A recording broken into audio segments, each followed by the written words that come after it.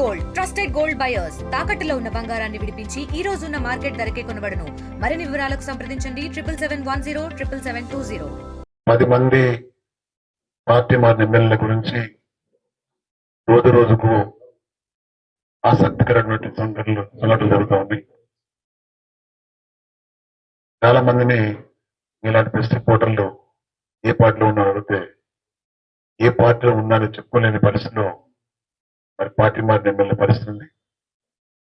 ముఖ్యంగా పార్టీ మారిన వాళ్ళందరికంటే చాలా సీనియర్ మోస్ట్ చాలా పదవులు అనుభవించే వ్యక్తి, ముఖ్యమంత్రి కంటే ఎక్కువ ప్రోటోకాల్ ఉన్నటువంటి వ్యక్తి, బాన్స్వాడ నియోజకవర్గ శాసనసభ్యులు శ్రీనివాసరెడ్డి గారు, పూజా శ్రీనివాసరెడ్డి గారు. అందరూ మాట్లాడడం వేరు, పాత్రికల పదవి అనుభవించినటువంటి పూజా శ్రీనివాసరెడ్డి గారు మాట్లాడే మాటలు వేరు. నిన్న ఒక పత్రికా విలేకరుల సమావేశంలో ఆయన మాట్లాడుతూ, నేను పార్టీ మారింది నా స్వార్థం కోసం కాదు, స్వార్థం కోసం అయితే చెప్పుతో కొట్టమని చెప్పింది ఆయన.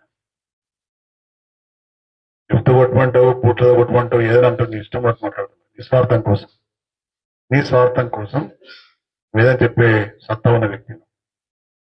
నీ జీవితంలో ఎప్పుడన్నా,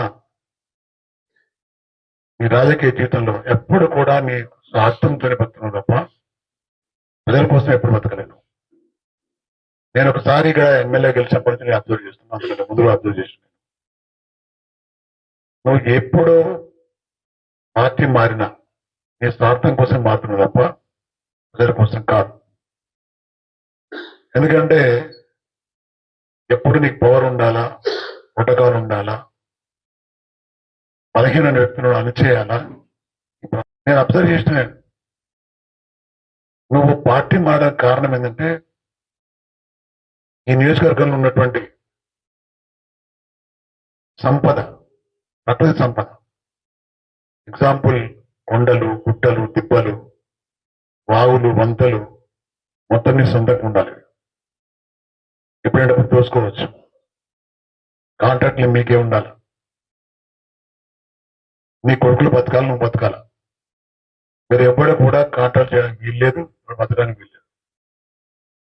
రాజకీయంగా అట్లుంటే ఆర్థిక పరంగా ఇట్లా ఉంది. ఆర్థిక పరంగా కానీ రాజకీయ పరంగా కానీ ఎదిగింది నీ కుటుంబం తప్ప ఎవడు ఎదగలేదు ప్రాంతంలో. ఇంకా చెప్తావు నాకు నా స్వార్థం కోసం నేను పోలేదు పార్టీలో, ప్రజల కోసం పోయినా అంటున్నాను. సరే, ప్రజల కోసం పోయినా అనుకో. ప్రజల కోసం పోయినా అంటే పార్టీ మారినట్టు కాదు, ఒప్పుకున్నట్టు కాదు. నువ్వు తప్పు చేసినట్టు కదా. సుప్రీంకోర్టు ఆర్డర్ ప్రకారంగా నువ్వు తప్పు చేసిన ఒప్పుకున్నట్టు, ఇండైరెక్ట్లీ డైరెక్ట్లీ ఒప్పుకున్నట్టు. ఇంకా నేను స్పీకర్ గారి యొక్క విషయం గౌరవిస్తూ అంటాను. నువ్వు గౌరవించేది ఉంది. తెలుగులో ఫాస్టెస్ట్ న్యూస్ ఇప్పుడు కొత్త అవతారంలో 5 సెకండ్లోనే పూర్తి వార్తా సమాచారం మీ చేతిలో. సోషల్ మీడియా ట్రెండ్స్ మీ కళ్ళ ముందుకే live TV and voice search options తో ఇప్పుడే డౌన్లోడ్ చేయండి. యాప్ లింక్ డిస్క్రిప్షన్ లో ఉంది.